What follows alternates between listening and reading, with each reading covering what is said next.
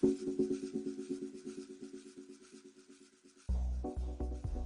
ce qu'on appelle la fusion bore-hydrogène. Ils appellent ça un fusionneur à confinement magnétique, là. On fait fusionner un atome de bore 11. Le bore, son numéro atomique, c'est 5. Donc, il y a 5 protons, 6 neutrons. Donc, du bore 11. Et on fait fusionner ça avec un noyau d'hydrogène. Si on réussit à monter la température à 1 milliard de degrés au centre, la fusion est très probable, puis le noyau d'hydrogène et de bore se fusionne pour devenir un carbone. Okay? Mais tout de suite après, c'est tellement violent comme réaction que là, il y a une fission instantanée, puis il y a 3 noyaux d'hélium qui sont produits. En 2007, il y a des chercheurs qui ont obtenu des résultats extraordinaires puis très prometteurs. En fait, ils ont atteint 100 000 fois leur objectif avec le test qu'ils ont fait, mais bon, ils se sont fait couper les fonds, c'est aux États-Unis à cause de la guerre en Irak, imaginez. Ils ont tout démonté les machines. Un mois plus tard, ils ont analysé leurs résultats et ils avaient atteint un niveau de fusion nucléaire 100 000 fois plus élevé qu'ils s'attendaient parce que la machine est toute petite, grosse comme ça.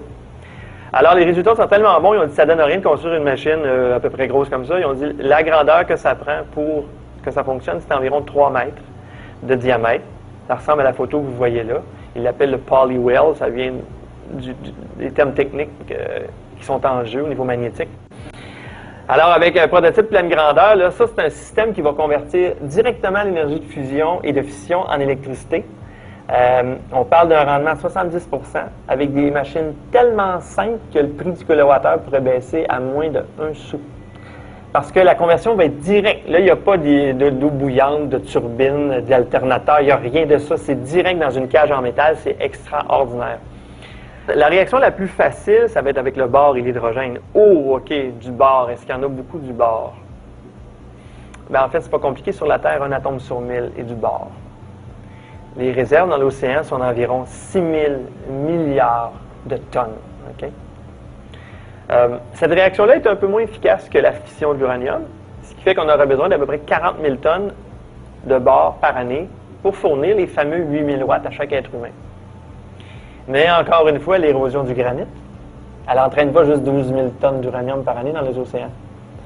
Elle entraîne aussi 300 000 tonnes de bore par année dans les océans. Soit environ 7 fois plus qu'on ne réussira jamais à en consommer. Donc, pour aussi longtemps qu'il va y avoir des continents, il va y avoir du bore pour faire de la fusion nucléaire. Okay? La quantité d'énergie qui est contenue dans les noyaux des atomes qui sont présents sur Terre et auxquels on a accès est tellement vaste que ça défie l'imagination. À l'échelle humaine, le potentiel énergétique de la Terre est carrément illimité.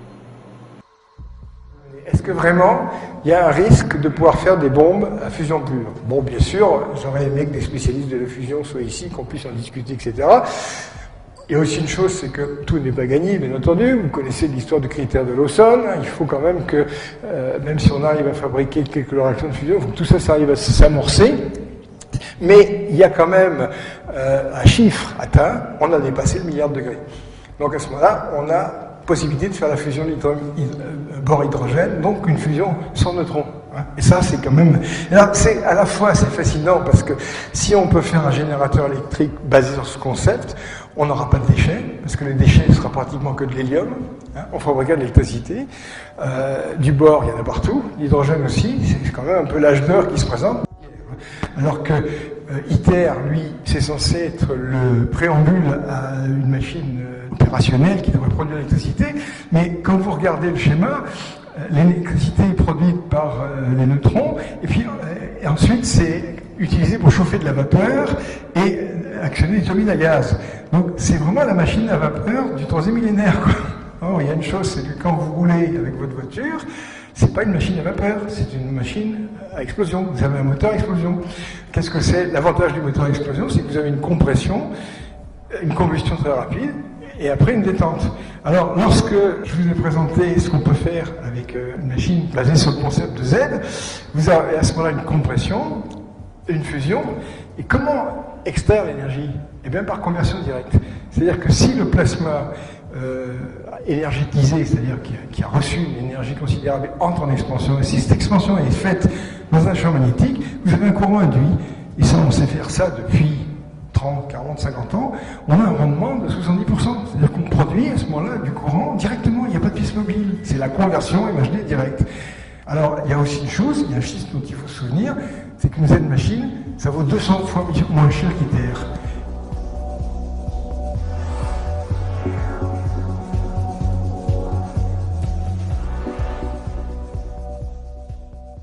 Alors ça, c'est, par exemple, comment dire, vous êtes face à un tokamak, un truc comme ITER. Tout d'un coup, vous dites, ah, j'ai une idée, on devrait changer la géométrie de la chambre. On devrait faire... Les gens diront, c'est impossible, on ne peut rien changer.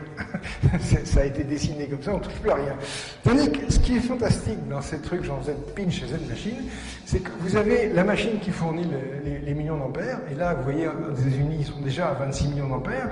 Vous verrez la photo tout à l'heure d'un projet russo-américain, 60 millions d'ampères. Là, le nombre de milliards de degrés qu'on peut atteindre avec ça, c'est très intéressant. Et au centre, qu'est-ce que vous avez? Vous avez une cage avec des fils, vous avez... quelqu'un a une idée, bon, bah, on peut dire que ça coûte 3 francs 6 sous, mais ça peut être fait en quelques jours, quoi. Hein. Regardez ce que j'ai mis ici, c'est simplement une cage dans laquelle vous allez avoir une géométrie cylindrique, vous avez un bicône. Hein. Et un bicône, vous savez ce que c'est, ce qu'on appelle une charge creuse. Une charge creuse, c'est un explosif qui se produit sous forme conique. Donc vous avez une onde de choc conique, et cette onde de choc conique, lorsque ce cône implose sur lui-même, il génère un dard, et c'est justement ce dard qui va percer les blindages. Donc là, si j'ai exactement la même chose, ici, si j'ai un bicône, ça va me générer un dard, et si j'ai deux bicônes face à face, je peux avoir à ce moment-là un impact des deux dards l'un contre l'autre. Bon, ben, ça, c'est confidentiel défense. Alors, on peut revenir d'ailleurs, je crois que c'est tout. Donc voilà la machine prévue par les Américains. Ils vont la faire. Tous ces gens-là, regardez la taille du bonhomme à côté. Ça, c'est la super Z-machine. Hein. Et là, bon, ici, vous avez ce qu'on appelle des LTD modules, et vous en trouvez le détail dans mon site. Ça, c'est une invention russe complètement géniale qui permet d'avoir des productions de courant absolument illimité. Ce genre de choses-là, vous pourriez à la limite les empiler et passer de 1000, 2000, 5000, 10 000 terawatts. Et à ce moment-là, en sachant que la température atteinte croît comme le carré de l'intensité, vous avez une machine qui peut vraiment diverger de façon spectaculaire. Alors que si on est avec un tokamak et qu'on dit j'ai 100 millions de degrés, je voudrais avoir 500 millions, la réponse c'est impossible. C'est-à-dire que là, on est face à quelque chose, on ne sait pas ce que ça va donner. Bon, alors, petite aperçu sur une expérience qu'on a faite et qu'on va refaire mieux et qu'on présentera dans un congrès à Brême, en Allemagne, en HD. Ici, vous avez une décharge électrique qui se produit entre deux ensembles d'électrodes. Hein, et bon, bah, il s'agit du confinement pariétal du plasma. Et voilà ce que ça donne, bah, ça confine. Donc l'expérience fonctionne. Voilà, c'est tout. Le point important à retenir du train à lévitation magnétique, c'est qu'il fonctionne à l'électricité, sans bruit autre que celui causé par le frottement de l'air. À 500 km/h, des trains comme ça peuvent concurrencer très avantageusement avec les avions pour tous les voyages de moins de 2000 km. D'ailleurs, en Europe, 70% des vols d'avion sont des voyages de moins de 1000 km. Ne serait-ce que pour la réduction du bruit, le transrapide est très intéressant. Pour nous faire plaisir, on va prendre quelques secondes pour écouter la différence entre un transrapide et un train de banlieue ordinaire, métal sur métal.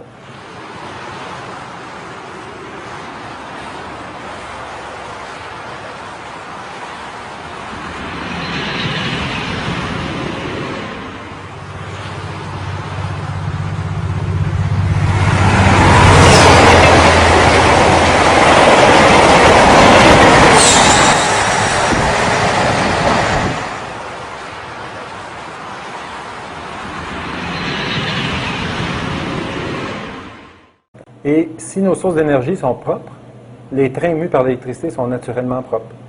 Tout à l'heure, on disait à la blague que l'humanité, en accumulant 1 million de tonnes de carburant nucléaire irradié, n'avait sans doute jamais créé de déchets aussi précieux. Imaginez, grâce aux déchets nucléaires, on va fournir de l'électricité et de l'eau douce à tout le monde et on va pouvoir remplacer la majorité des avions qui polluent et qui dérangent des millions de personnes à tous les jours. Alors, au fond, la seule ressource qui mérite ce nom-là, c'est l'énergie. Et si l'humanité arrive à mettre au point des processus de fusion nucléaire avec des éléments chimiques qui sont tellement abondants que la Terre va avoir cessé d'exister avant qu'on en vienne à bout, ben, l'humanité va pouvoir être beaucoup plus puissante, pouvoir déplacer les atomes de façon élégante et ne jamais remettre dans l'environnement une combinaison d'atomes qui pourrait être mauvaise pour les processus biologiques. Alors, avec beaucoup d'énergie à faible coût, il n'y a plus de limite à ce que les humains vont pouvoir accomplir dans le temps et la notion de ressources disparaît. Il n'y a que l'énergie qui peut un jour manquer à l'humanité. Le reste, les ressources naturelles, là, regardez, c'est quoi ça? C'est les atomes qu'on a vus sur la liste. On ne peut pas en manquer. C'est la constitution de la Terre. On fait juste déplacer, remodeler. Donc, tantôt, on a passé un temps presque traumatisant à parler d'énergie. C'est parce que c'est la seule ressource dont l'humanité a besoin. Et on a vu que les énergies douces demandent tellement de ressources à l'humanité pour être capable d'être captées, d'être entreposées, qu'on finit par faire à changer, comme on dirait en québécois, 4,30 sous pour une pièce. L'énergie solaire, actuellement, si vous faites le bilan énergétique complet, vous mettez 1 kWh dans le processus, puis vos panneaux solaires vous redonnent 1 kWh. Donc, c'est nul, là. Il n'y a pas de gain. Après ça, avec quoi vous allez faire votre agriculture? Avec quoi vous allez faire rouler vos usines? Il n'y a pas de gain. L'usine solaire consomme autant d'énergie que vous en avez mis dans le processus pour la créer et la faire fonctionner. Les centrales nucléaires d'aujourd'hui nous redonnent environ 20 fois l'énergie qu'on a mis dedans. Les centrales à fusion vont nous redonner 100 fois l'énergie qu'on a mis dans le processus.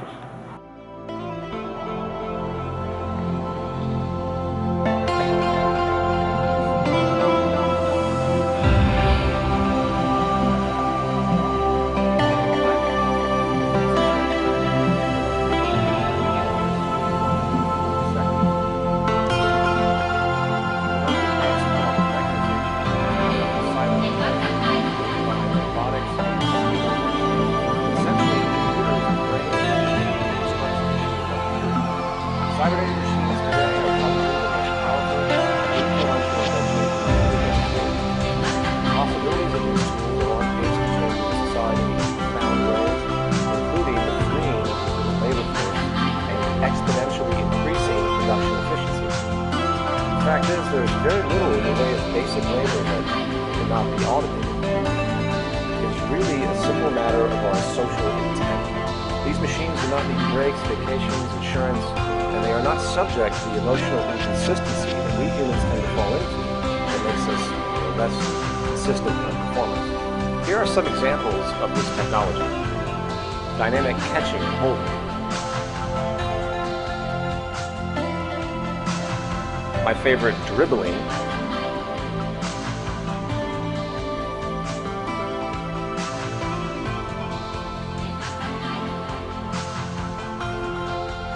Optical tracking, of course. Throwing. Tweezer manipulation. I like this one, the dynamic catching of a cell phone.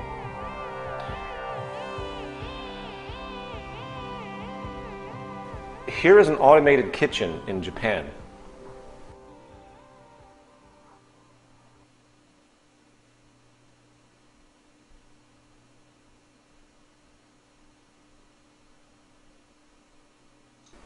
Here is a fully automated waitstaff, if you will, in Germany.